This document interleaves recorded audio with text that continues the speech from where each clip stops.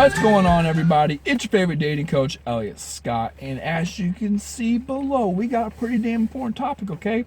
It's what guys are looking for in a woman long term, right? What does a long-term partner need to have to make that romance happen, okay? Romance happen. But before we even get into this, two things. I haven't been saying this in my videos. I don't know why. YouTube has changed the thing where if you want to get someone's videos, you have to not only subscribe, but you have to click the bell below also. The bell sends the notification. So if you want my videos right when they come out, and not have to look through all this shit, this, that, all these kind of things, just click the bell also right next to the subscribe button. Please do that. I'll love it forever. The second thing is I have a Facebook page. I put a lot of things on there. You can talk to me more on there. I like doing it. I was forced into it by a member, so she knows who I'm talking. She knows I'm talking to her. So thank you. Kinda. I like it. I like it. I'm not gonna lie. But my job is to better interact with you guys. So this will do that. Okay. So just go like my page. I have the link below. Now here's the thing, okay? I'm gonna give you some. If I got 5 things here, I'm gonna give you 5 things in the Book of Love. The book, Elliot Scott's Book of Love, has 5 things, okay? And you heard all these before, but I'm gonna tell you why they're important. Number 1 is she's confident and secure. Number 2, she'd be a good mother. Now there's a reason for these kind of things. It's not what you think. Let me get on to it, okay? 3, she isn't needy. She's not controlling, obviously, okay? 4, she's loyal. She's loyal as fuck. That's probably one of the most important traits to a guy. And 5, he sees himself. He sees himself with her long term. That's an important thing. That's kind of like everything wrapped together. Like he just sees it. I can't tell you how many times a guy just sits there and he thinks about the girl that he really likes, like long term. So let me explain why all these are very important, okay? Now, obviously, they all kind of thread together. Here's the thing. Men are very status envy. Men are very ego oriented. They care about their egos, how they, and their egos based on how well they can provide and satisfy and pull in and entertain and, get a woman off. That doesn't have to be sexually. It could be mentally, physically, emotionally, spiritually, whatever, right? So he just wants to see that he's a provider and satisfy for a woman. I always say that men have resources, women have services. Okay, so when it comes to things like loyalty, again, he's very egocentric. He is very he wants to be a provider and satisfier. So loyalty is very important. If you cheat on a guy, now again, everyone knows cheating's bad. Everyone knows cheating's bad, obviously, but I need to really emphasize, if you cheat on a guy or he gets the idea that you're talking or flirting with other guys, is really, really going to bother him. He is not going to see you long term. So even if you're flirtatious with other guys, and a guy shouldn't be that way with women either, it's both sides, but I'm just saying, if he gets even a sense of that, he's not gonna see you long term. He might date you, but subconsciously he's not gonna think of you long term, because that's just, again, he's there's status envy. He doesn't want to be a cuckold, right? He doesn't want to be he doesn't want you talking to other men behind his back. He looks like a bitch.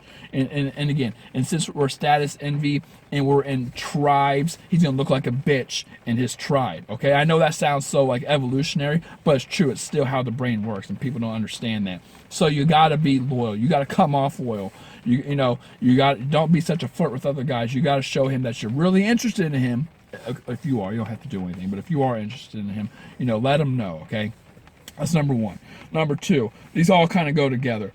Someone who's confident and secure obviously isn't needy and isn't needy and controlling. If you're a woman who's confident and secure, that says several things. That says you don't have baggage. And if you do, I have a video on that, a video for mothers.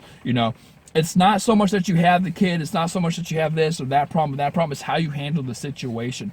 A woman who's confident and secure in herself, doesn't show red flags, isn't going to show baggage, even though she has baggage. When I mean show, like, she's not worried about it. She doesn't think of it as baggage. It's life, right? She takes care of it. It's like, dude, don't even worry about it. Like, I got this. Like, this is my kid. I got this. Don't worry. Or this is my debt. This is my work. You know, this is my problem. This is my fight. Whatever. You know, my family. Like, she, you know, the guy can be there for her and listen, but overall, I think both sides, while they're in each other's corner, it's like a boxing match. Like, you're the one actually out there taking the hits, taking the blows, giving hits, giving them blows, but he's in your corner. He has your back. He has trust and faith and love and respect and all. You know, he tells you what you want to hear, or not what you want, but you know what you need to hear.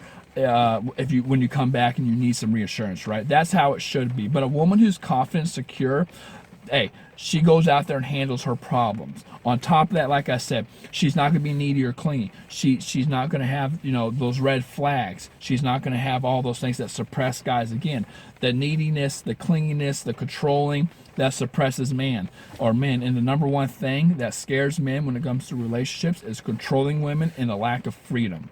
Now, finally, on top of all that, like I said, I was going to say, for vision, you know, he sees himself long term with you. That's pretty self-explanatory. But the other one, being a good mother. Listen, that's not one of those like, oh, he wants to date his mom kind of things. It's literally when we look at women, even like your body, like when we look at like the reason we like your boobs, the reason we like your hips, the reason we like your ass, the reason we like your symmetrical face. The reason for all that is because they're childbearing cues. If you look like you're going to be a good mom and you are a good mom and you show those feminine again, moms have feminine traits. So if you come off like you have these strong traits like you know, you're nurturing, you're caring, you're loving, you're forgiving, you're patient, you're all these kind of things. That's good traits a mom has too. You know, that's why I always tell guys, hey, date a single mom. That has her shit together, right? Date a single mom, because they have these traits that women who aren't, you know, who don't have kids, who aren't moms, you know, they don't have those traits. Okay. Now, I'm not saying you can't have those traits, but they're more likely stronger in a you know, a single mom who has her shit together than a young 20-year-old who's, you know, out and about doing her own thing, right, partying like a rock star. So with that being said, there you go, ladies. There's the 5 things. If you want a guy long term, that's what you need to do. You need to have all those traits. You need to be loyal. You need to have them see you with, or see each other long term. You got to be confident, secure. You got to be mother-like. Now, I don't mean like stern mother, like, you know, I think you know what I mean. And you just got to get rid of the red flags. There you go. Love you. Take care. Peace.